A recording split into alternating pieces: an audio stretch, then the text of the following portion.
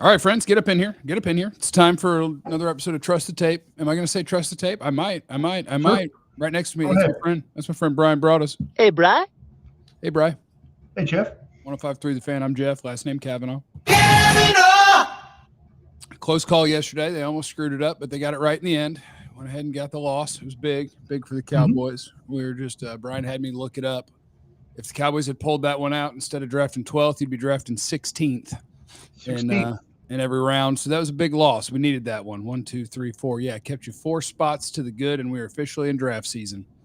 We are officially in draft season, which means I cannot worry about bitching about Jerry Jones today. Just get ready to draft. Or we could bitch about Jerry Jones, but we don't have to do that. I kind of feel like that the owner general manager is going to lowball this guy. See if he wants to come back. I didn't. Damn it, Brian. Well, no, I'm just saying. I mean, I know somebody's going to ask, "Hey, Brian. Hey, Jeff. What's your thought about Mike McCarthy coming back?" And I just, I challenged Jerry, like I said earlier, with you, that if you feel this glowing about Mike McCarthy, talk about like, hey, Don Yee and I are going to sit down and we're going to hammer this thing out. We're going to bring Mike McCarthy back and da da da da da. And I think there's going to be some conversations about, okay, this is where we think we'll give you a couple-year deal, probably lowball you on the money. We're going to ask you not to call plays anymore.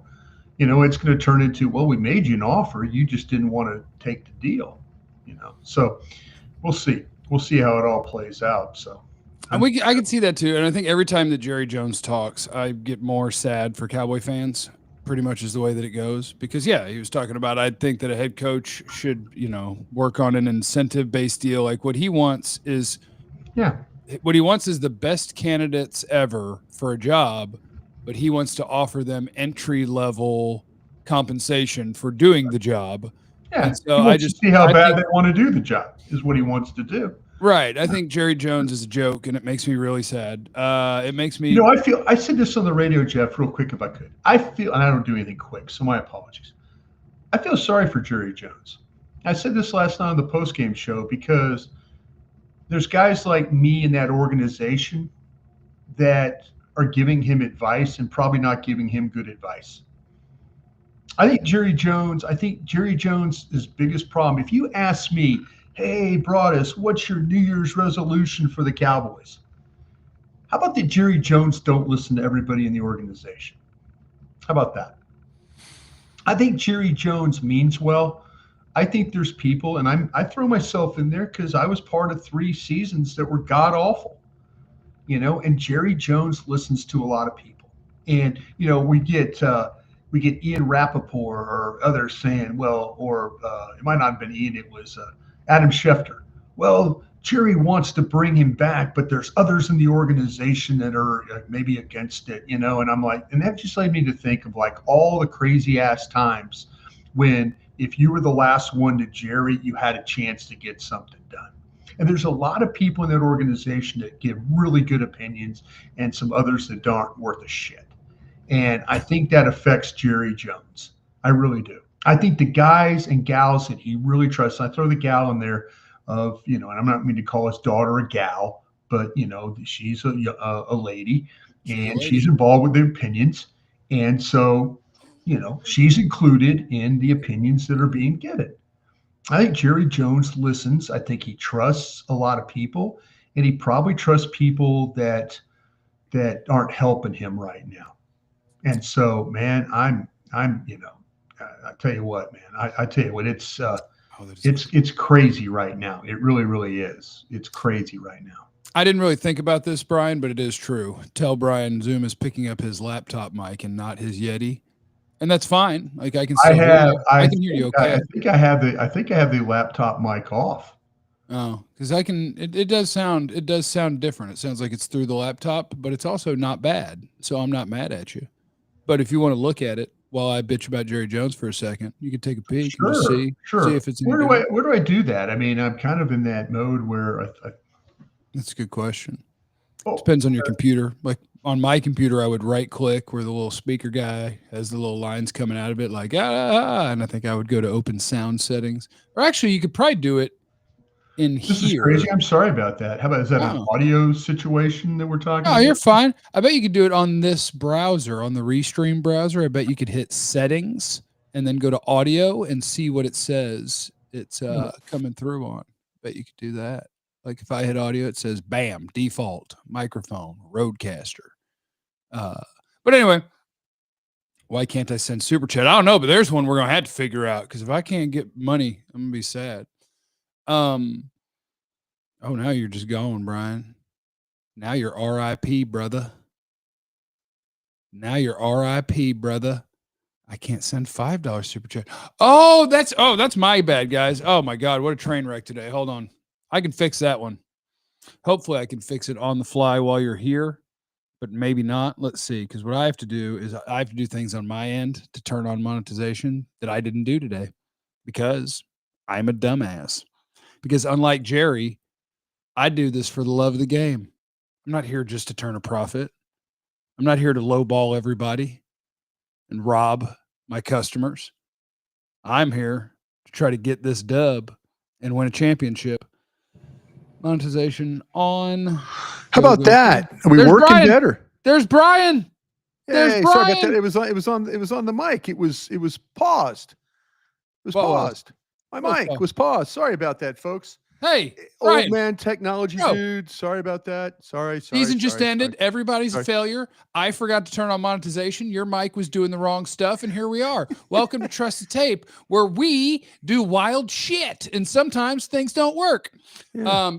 So anyway, you may be able to super chat now. I don't know if it'll let you update in the middle of a video, but I did change the monetization things, and I forgot to put all my tags in the video. My God, Brian, I'm a train wreck this morning, and I think it's because I hate Jerry Jones. Sports hate, of course, not real hate. Sports hate, yeah, sports hate. Not real hate. Do you like? Am I wrong about? And I know you're sports hating here, but I kind of feel like that Jerry Jones takes a lot of crap because he does things. I don't think people necessarily help Jerry Jones in that organization. So that's me. I think, you know what? I think that's fair, but I think because I was part of that. And it just reminded me when I see things and I go through these things with coaching changes and roster stuff, and how there are some people that will really give really good opinions, and whoever the last one to Jerry is, F's it all up for the rest of us. Yeah, so, but I guess my temporary counter to that is it's your team, man. Like, you're in charge. Whoever is giving this advice is ultimately somebody that you put in place. And I think it's weird because when you have a down year, I know this because people draw me off sides and wind me up to do rants because I accidentally did one or two, and they did great on Instagram. And so now people think it's funny to try to get me to go off again. And I don't want to go off. I just want to talk about football. But you have the down year and people get at their most frustrated, and you amplify all the things that you think teams aren't doing right. And I think in the NFL, teams are getting better and better at this. Teams are always fine-tuning. How are you going to win a championship? What does our front office look like? What does our scouting process look like? I think there's some really good front office people out there, man. Yeah, I think John Dorsey, my guy, he got fired in Kansas City. Kansas City's done a great job. He helped build that team. He convinced them to trade up for Patrick Mahomes. What does he do? He lands on his feet, ends up in Detroit. Detroit looks like a damn good thing. There's some really great guys and gals doing things in these organizations. For sure. I mean, this ain't luck or this, but I think that it highlights and it makes it even harder if you don't do things right. Mm. And so, like, for the Cowboys, the fact that I don't have a better word for it. I know it sounds insulting and maybe some people don't believe it. The fact that you're cheap is going to hurt you. When teams are out there looking for the best head coach, and they're doing, like, so the guy who used to, until this year, run the Eagles cap, but he realized he was never going to get that GM job. Howie Roseman does too good of a job, but he was a big part of their front office, and he left this year. He fired off a tweet this morning, and he was just like, coaching searches, if you want to do them right and exhaustively and get all the information and talk to all the guys and do all these things, like it's incredibly time consuming. It's incredibly expensive. And a lot of teams just aren't interested in doing that. And I think that tweet might have been about Jacksonville. I don't know. But I think it absolutely applies to the Cowboys. When right after the game, Jerry Jones is talking about not how to find the best head coach, but that the coach should be willing to work for incentives. And if Mike wants to go look for a job, that's fine, because I want people that want to be here. Like, what he is talking about is he wants Mike McCarthy to sit cross-legged on his front doorstep and beg for the job and take a low ball offer instead of doing whatever it takes to find the best head coach. Mike McCarthy makes $4 million a year. Andy Reid makes 20. The best coaches make 5 times what you pay your head coach. The best coaches are difference makers, Jeff. Yeah, and that's fine. And if it's not league. Mike, that's fine. But Jerry's still making it sound like what he I wants is understand. the guy he's comfortable with saying. to take less so that he can keep being comfortable and cheap. I understand, man. I totally understand what you're saying. But if you're, what you will pay, and maybe Jerry is getting what he's paying for. Yeah, that makes maybe no, that and makes sense. I think that's true. And you know where I am with Mike. I think with Mike, I think you are somewhere in the average to above average head coach area. I don't think any of us understood. And okay, take away the aspect of yesterday that there's a lot of people, such as yourself, that were hoping just for positioning that they weren't going to be successful in that game. Take that thought out of it. What did you think about the 4th and 1 call? What he did? I mean, I was so locked in on losing. Which one was 4th and 1? What was the play? The 4th and 1 at the end of the game where he takes the delay of game penalty and he decides to punt the ball to the Commanders instead of trying to run a play, maybe pick up the first down. They get into a situation where Trey Lance gets stopped on the 3rd down play. Awesome Richards misses the block, on the option. So Lance tries to go forward. It's 4th and 1, and he takes the delay a game penalty, punts, and then you get a Commander drive. I don't. I'm a go for it guy. I am too. But I think he'd watched that game and their red zone failings, and every time they needed just a little bit, they had struggles in that regard. I don't know. That's on him though too. That's on him with the red zone problems. I mean, you could go back and when you watch this game and some of the things Lance missed. He made a terrible throw to Rico. He made a bad throw. He makes a terrible throw. He made a terrible throw to.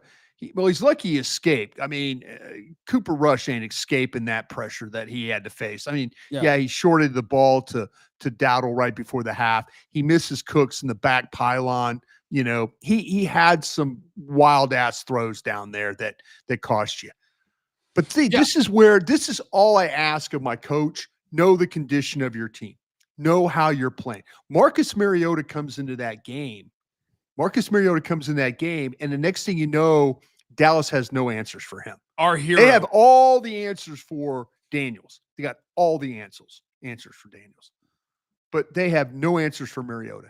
And you needed to, at that time, if you had 4th and 1, if you could have maybe ended the game right there for them. Yeah. Instead, you're thinking, punt them and make them go 91 yards. Hell, the quarterback was the guy that was making them move the ball. His ability he was carving you up with the way he played. Okay. Yeah. Don't want to talk about, I say, done. If you want to talk about the draft and stuff like that, I'm just saying for $20 million, I'm paying for a difference maker, which I think I would do every single time. Yeah. I don't know if I'm with you. But it's hard to find the difference maker. The difference makers are hard to find. They really are hard to find. I don't want to exist in a world where the Cowboys have an okay head coach. I want to exist in a world where you are out there finding the absolute best you can, and then you do what it takes to bring the best employee to your company, as opposed to looking for anybody that's willing to beg to be part of your company. Like, that ain't how you find the best. No, you find the best by identifying them and giving them the monies. Let me tell you this, Jeff, as you well know, they don't have very much turnover there at the Dallas Cowboys. There's a lot of people that work there and probably deserve a lot more than what they get. Oh yeah, that is very true. They don't go anywhere. People are not leaving that organization. And Jerry, and I think, and smart people do. And I don't want to get too deep into that topic, but like, the Cowboys, trust me, I didn't want to leave. I didn't want to leave that organization. The Cowboys, not just with their coaches and players, but with everything in that organization, I think they view themselves as, congratulations, you get to have Dallas Cowboys on your resume. You get to work in this building. There you go. And a lot of people will stay because they do decades. For decades. And because look at their scouting department. Look at their scouting department. Yeah. Does anybody ever leave their scouting department and go anywhere else? And seems like all these teams that are not any good, they lose their scouts and stuff to other teams as general manager dudes and stuff like that. Yeah. No offense to the guys and gals that are scouting for the Cowboys, but do you ever see anybody come and raid? These guys don't want to leave. They want to leave. They've got good gigs. Yeah, and I think that's organizational leakage. I think what you want is the best of the best in a highly competitive atmosphere, not the people who are happy with what you're paying them that are going to stay here forever because that'll work. Like I don't think that the Cowboys, in a world of very competitive team building, very competitive everything, I don't think that they are competitive in a lot of ways. I think they live in a comfortable world, and I think that sucks. That's exactly right. Hey, let me ask you one more thing, Jeffrey. Because you try to get me mad when you ask Stephen Jones questions. That's what I was going to ask you. I do appreciate that he had to explain that, though. I asked that question with you in mind. I asked that question, and I didn't say, "Hey, Stephen, Jeff Cavanaugh of DLLS said da da da da da da da." I tried to ask the question in a way of what in the media are we missing about your cap situation? Yeah. And I was glad. I'm glad that you asked it. And I'm glad that I know a lot of people hated his answer because I got there was the people that are like, Broaddus, Cavanaugh's tried to tell you 5 different times, da da da da da. And I'm like, no. That's what people are saying. And I'm like, well, wait a minute, what am I missing here? I'm glad that, and I apologize that I didn't hear it. But I saw it and saw the written response from Stephen, and I did think, did Bryan ask that for me? I did. I honestly did. I honestly asked it because, but I know in the media we struggle with these things, and I say struggle because even when I was in player personnel, I hated the cap things. I hated it. I just want to look at players. I just want to build boards. I want to listen. I'm going to tell you who I think can play. Yeah. You sign him. That's your responsibility. I'm just over here scouting my players, timing my players, watching practices. That's what I'm doing. That's what I don't want nothing to do with the cap. And when somebody talks about the cap, I just go into this power down mode. Right. Because I don't, and that's why I hate it too, because I think that works in the Joneses' favor, because I think that's true. Any other sport. See, okay. Can I just say I don't understand their caps. I do understand how it works in the NFL, and it's not easy. Yeah.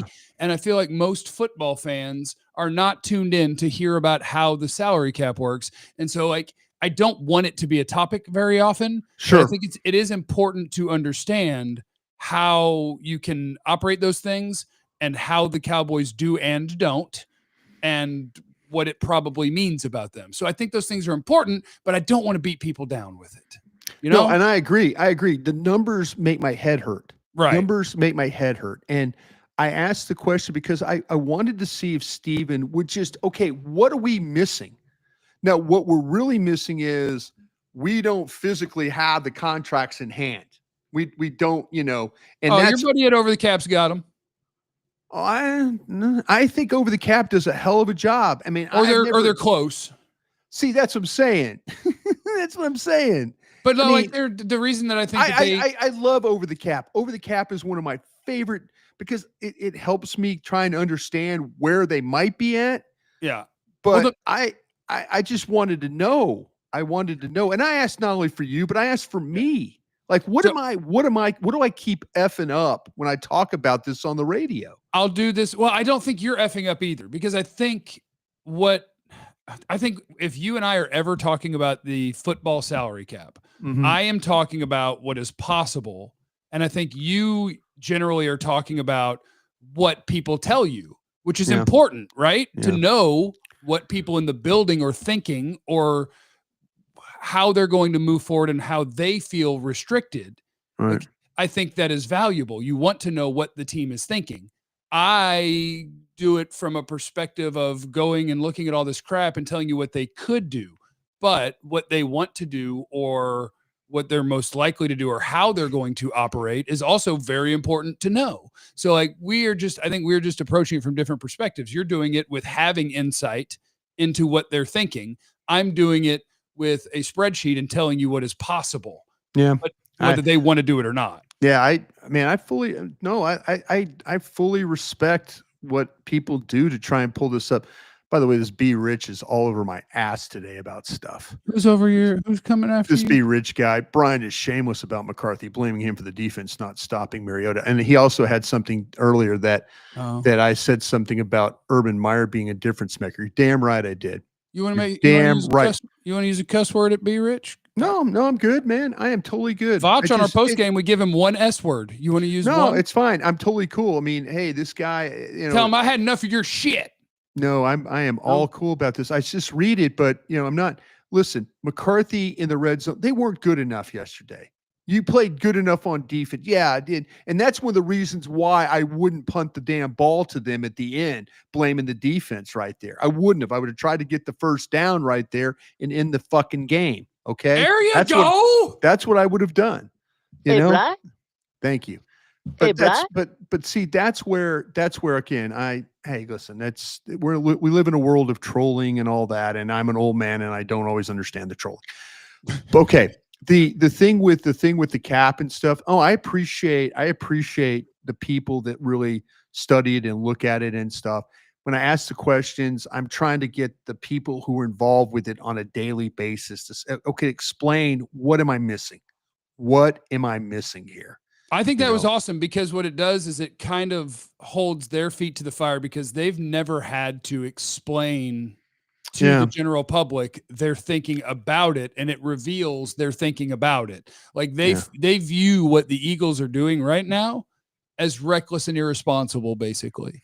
The way they say their day will come. That's what they're saying. And that day is the year of our Lord 2029. Mm-hmm. They are going to, in theory, maybe have a bad year unless they're still competitive, in which case they will just more extremely do exactly what they're doing, because you can in theory do what they're doing forever. Just keep moving numbers. You're just moving numbers. But if you're moving a bunch of numbers and then finally a year comes where there's really big numbers sitting there and your team's not good, hell yeah, eat it and then start over. But it's just like the example I would give. Cowboys were up against it. They signed Eric Kendricks, $3 million. Mm-hmm. Eagles were up against it. They signed Saquon Barkley for $13 million a year. And in year one, he counts the same as Eric Kendricks. In year two, he still doesn't count how much he makes per year. In year three, he still doesn't count how much he makes per year. And in year four, he's not under contract anymore and he counts a bunch of money and he's not there. So their whole thing is that in 2029, then their tax bill is going to be, Brian, I want to show you. I'm going to show you. So what's their bill? I want to show you. Because here's the thing, and I'll try to make this so it's not beat you down stuff. So like the Eagles right now, because of what they do, the Eagles in dead money this year right now, where the Cowboys are telling you we couldn't spend because we still owe money to people who aren't here, whatever. They have $20-something million in dead money. That's tough. Eagles have 60. Congratulations to the Broncos for making the playoffs with all the dead money they ate. And the Eagles have $63 million in dead money this year. They have almost triple what the Cowboys have, and the Cowboys pretend that the dead money number means we can't do business and sign more players. The Eagles signed Saquon Barkley, Chauncey Gardner-Johnson. Like they go sign people because they can, and the Cowboys could have too. But 2029, let me see if I can share this screen because it's hysterical. They're planning to get their salary cap ass kicked in 2029. Share. Close the ad. All right. Can you see? I can't see what's being shown to people. Can you see? Yeah, it's on the screen. Yeah, it's on the screen. Okay. Jalen Hurts. This is the first year after his contract ends. $97.5 million on the cap. AJ Brown and Jordan, you won't eat those yet because they're still under contract. But these other three void guys, Devontae Smith, first void year, 35. Landon Dickerson, 35. Jake Elliott, 8.5. So that is 78, 79 plus 97. That's 170 something million dollars in dead money in the year of our Lord 2029 on their cap. So yeah, 2029 will be really hard for the Eagles to field a great football team. Well, the cap couldn't. Maybe the cap will go up all more than they will be able to. Yeah. But they can, and so here's their other trick. I'm going to share again just for the hell of it. So the other thing about capping it, let's see, share screen, is why they're able to sign Saquon and whatever free agents they want is because they just push the money of everybody. Look at base salary. Lane Johnson, Jalen Hurts, that's a $50 million player. That's a $20 million player. That's a $30 million player. Salary, $1 million, $1 million, $1 million. Cap number. Nobody counts how much they make. They just push it and they stagger it to different years. And then every year that they get to, they take every big name player again and stagger them again out to different years so that they can eat $60 million and still sign whoever they want. Like, it's just, yes, it is way more aggressive way of doing the cap than the Cowboys do, but it is so possible. It's so possible. Anyway, I hate to beat people down with cap stuff, and I apologize. No, it's good lesson. But welcome to draft season. Are you ready for draft season? Yeah, Coach Lee wants to draft a Jeanty in the first round and a guard in the second round. Okay. Good? I wouldn't fight that. I mean, are we to the point? Are we to the point though at 12 where taking a runner is still bad business? I'm going to go back to what Dane Brugler, our friend, told you in this draft. In this draft, I have 15 first-round grades. In this draft, I feel better. Here, I can show you my board. But I'm just a screen sharing son of a bitch today. Hold on. Glad to make you do a little work. Hey, bro, chill out. Oh, look at your board. So in this draft, you need to put some color on that board, my friend. For what? There's a 1, there's a 2, there's a 3. No, just put some color, man. Put some headers on there. Make that thing look like if I could share mine to you, I'd do it, but I don't know how to do that. I don't know how to do technology, so I build it the way that I build it. Okay. What's that what's that column on the far right with like a million dudes in it? That's my stack. Oh, that's your stack. Oh, I see what you're doing. Yeah, it's my first round stack. I've got them in order. Read your stack to me, please. Yeah, my stack. And so this is why I think in this draft, picking at 12, it would have been 16 if you had won yesterday. Picking at 12, I could absolutely take Ashton Jeanty because my order of how good these players are or how I would draft them is Travis Hunter, Ashton Jeanty. I guess I have this in order of how good they are because I would have to debate it on the clock. I don't think I could running back at 2. Travis Hunter, Ashton Jeanty, Mason Graham, Abdul Carter, Kelvin Banks, Tet McMillan, Jalen Walker, Malaki Starks, Michael Williams, who's Johnson, 10, Johnson. Will Johnson from Michigan. Emeka Egbuka, Ohio State receiver. Luther Burden, Missouri wide receiver. Is it Josh Simmons, Ohio State tackle? Will Campbell, LSU tackle. So those are my first round guys in order. And that's 14 guys. And I will tell you, I'm not done with quarterbacks, but I have watched them. I wouldn't put a quarterback in the first round. So that will be my 14 first round guys. Who of that group of 15 names there? 14 names. Give me your last 3. Burden, Simmons, Campbell, receiver, tackle. Okay. Man, that's interesting. Because those are the guys that would be, so if you just eliminated your last 3, say, right? Yeah. Then everybody else would be guys you would consider there at 12, right? And that's not, I mean, I will absolutely. I like your list, by the way. I do. Thank you. I need for you to look at the Texas corner. Have you done him yet? No, but I saw Vach tweeting about him, so I'm excited. To watch him. Yeah, you need to do so you have Reville. Do you have Reville in the second? I do. I'm in the second behind the Notre Dame corner, Morrison. Okay, Morrison. See, I haven't seen Morrison yet. So my thing is, and this is going to be something we're going to fight about. I was talking to Vach yesterday. We were talking about some guys, and he was like, we're going to fight this year. And I was like, I'm ready to fight. I will fight you anytime you want. Revelle is going to be the one that you guys are going to like more than me. I'm so scared of the big corner. I'm so scared of the big corner. Where do you have Will Johnson then? I have him in the first round because I think He's a big corner, Jeff. Well, no, because Ravel's going to come in at 6'3" or 6'2" and 7/8. He's 6'2". What do you think Will Johnson's going to be? Will Johnson's going to come in at 6'1". He's going to come in at 6'1" and 2/8.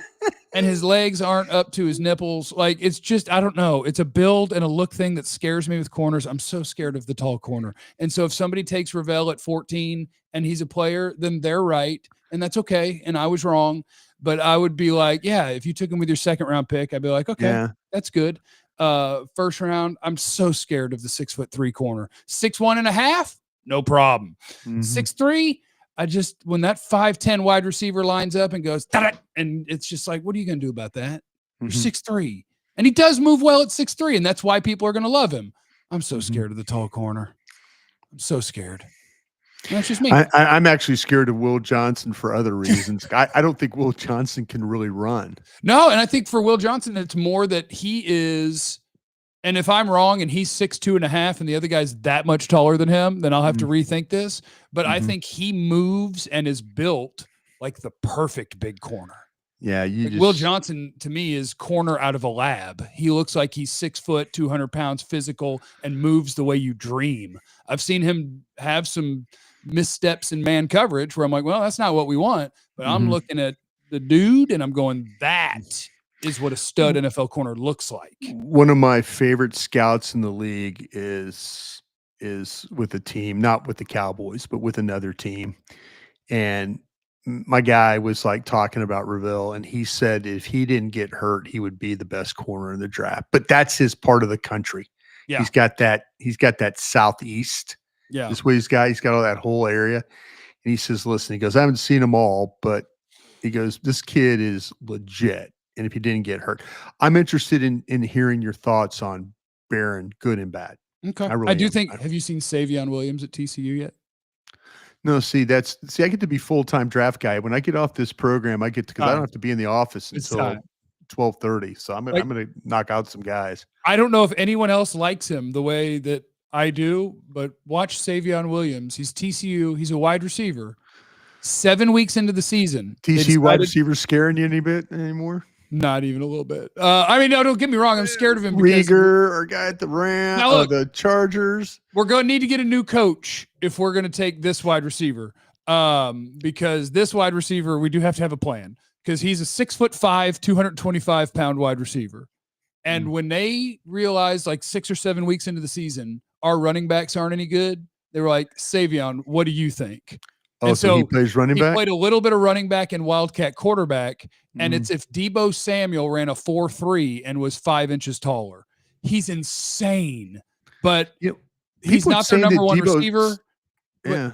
But he's going to be a combine freak, and he is, oh my God. I want, in the second round, I want Savion Williams, and then I want him to play outside plus the slot and be the motion man and be my second running back, Debo him up. He's a freak show. Oh, he's a freak show. I'm gonna ask this question, Matt Man. I see this. I'm just kind of looking at it. He says, Jeff Bryan, left tackle or corner in the draft. Do you feel that like Simmons is the only? Do you think Banks, Texas guard or tackle? I think I think I've asked you this before. I'm sorry, I don't remember. I think I would take him as my top tackle. He's on my board as my top tackle. So then you would take. I'm not as confident about that as I am that he could be a Hall of Famer at guard. Man, these tackles have got me a little nervous. I would take me a little nervous, man. Like from last year's class, I would take Alt, Fuaga. Oh no, Sakanu. I'm just forgetting two names that were really high in that thing. Like the top tackle in this draft would probably be tackle 6 for me last year, tackle 5 or 6. But I do think that Kelvin Banks, because he's a little bit shorter than the other two, and I think he has the you played the position, so you can give me the wording better. The other, like I think Simmons has it better than Campbell, and Banks has it better than both in terms of they can all get away from the line and stay between you and the quarterback. Banks can unlock and roll those hips and move a son of a bitch. Yeah. And I love that. I want to be able to move people, not just protect my quarterback. And I think he can do that. Somebody's asking you if your receiver at TCU reminds you of Chenault. That's the problem. So he does fit in a vein. Colorado? He does fit in a vein that scares you a little bit. where it's like, oh yeah, he's hell after the catch and he's a really good athlete. And so like, he does exist in a world where there are names you'll think of that are busts. And so I need him in the right spot. He reminds me of, when you hear the, he reminds me I of. also love Miami's Xavier Restrepo, wide receiver. And I was asking people for a comp that doesn't look like me because he's a white guy, but I think he's a white-ish guy. I think he might be a white guy and a Mexican guy. But anyway, because he kind of is Welker-ish. And I'm like, can I find a not white guy to compare him to? And somebody was like, Golden Tate. And then I looked on like some of the computer thingies that compare him. And one of the top ones was Sky Moore. And I went, oh God, do I have a type and my type is bust? This is not good. This is not good. But in my own defense, you know who turned around Baltimore's defense this year when they benched that safety and put in our Darius Washington? So we get hits and we get misses, okay? Yeah. We get hits and we get misses. Let me tell you what, you do this long enough, like as long as you and I have done this, you'll have some misses along the way. Yeah. Trust me. Yeah. It's going to happen. Oh, man, there's people saying no to your Miami kid. They're saying, oh, dude, no. He's fun. I think he's the best. He's the best slot guy in this draft, according to me. He's the best slot guy. Which is what I was saying about. Well, we now get to become full-time draft guys, so this is exciting. This really, people really must love it because the live viewership right now is the highest it's been in a long time on good. On our well, thank you. And people are ready to draft. We're ready to draft, and I promise you, like, we'll be ready to draft too. So I've got. Can I do a shameless plug, Jeff, real quick? Yeah, absolutely. I wish you would. Draft show Tuesdays and Thursdays, DallasCowboys.com. But we're all going to be on all platforms together and stuff. So it's not only that, but man, myself, Vosh, Jeff, we're all going to be doing various stuff together. So this should be a lot of fun. Look, here's the thing. Follow your people is what we would appreciate. Wherever they do their things, follow them. Follow them. DLLS Sports on YouTube is where I do a show 5 days a week. Brian's on 105.3 The Fan. You've got the draft show. I was talking to Vach yesterday about draft stuff. Vach will be on the draft show some. We'll be all over the place. Oh, and can I just plug one guy? Because I know that finally he was working for people and doing a daily show, and now he's going to be doing it differently. And I think he deserves your follow as much as anybody that has ever created Cowboys content. Look up Skywalker Steel on YouTube. Yes, please do. Subscribe. Sky is one of the best. Sky's really good. Yeah, I look forward to working with him. Best hosts in the business, and he is now, I believe, going to go it the individual route instead of working for somebody else, which he's done for years, and he's a stud. Go follow Skywalker Steel on YouTube. Please. Look forward to being probably on his show with you one day. Yeah, we're going to help. We're going to do what we can to make sure to help to build his stuff up. My super chat didn't get any love. Hold on, I got to go find this guy's super chat. If there's a super chat that didn't get love, I got to find it because we don't get out of here. Look, I got time, Jeff. I don't going to be anywhere till 2:00. Oh, I got a show to do, but I'm not. I'm sorry about that. I'll disrespect. No, I'm good. I'm happy you're doing a show like that. It's good. I'll disrespect my coworkers' times. Hold on, Max. I'm scrolling up, and I'm looking for a super chat, and maybe I'll find it. Bam! It's demoralizing that Ben Johnson put on a clinic in front of Jerry on his birthday, and he won't even consider hiring. It feels like malpractice. You're not going to get me back to yelling about Jerry. We're in draft mode. I'm done yelling about Jerry. I'll probably yell about Jerry a lot throughout the draft season. But I'm done for the moment. But thank you, Maxwell. Thank you to everybody who is here. Please make sure that you're subscribed. Do you think real quick, Ben Johnson, though, is going to price himself out of what we were talking about earlier? He'll price himself I think Dallas. Watch Ben Johnson end up in Jacksonville, and he's going to bring his own general manager. And my guy, John Dorsey, who works in Detroit, I think would be a big help to Ben Johnson down there in Jacksonville if he were to get that job. I had to send Doug Peterson a text this morning and tell him I'm sorry he got fired. Oh man, did he hit you back or is he busy? Yeah, he's fired. He'll get me back. He's busy packing boxes right now, I'm sure. Yeah. Well, shout out to everybody that joined us. Welcome to draft season. We're gonna have a good time. We'll fight some. From here on, only draft talk, right? From here on. Is that it? I think we can draw the line. It's only draft talk. You come and join us. It's draft talk. And I'm gonna call it Trust the Tape. watch this. I'm gonna get artwork made. I have not heard anybody tell me different, Jeffrey. I mean, I called it Trust the Tape when it was. I think it started. Initially, was it? No. Did Jacksonville keep their GM? I thought that maybe they did. Maybe they did. I don't know. We'll see. Maybe they did for now. Maybe they did for now. To now until Ben Johnson wants that gig. Yeah. Maybe never now. All right, Brian. Have a great day. You're the best. Thank you too, brother. See you on Thursday. Look forward to it, man. Hey, Brad. All right. Everybody have a great day. Always wonder, is it the hot dog or the bun? Now this is a hot dog bun. I think it's a hot dog too.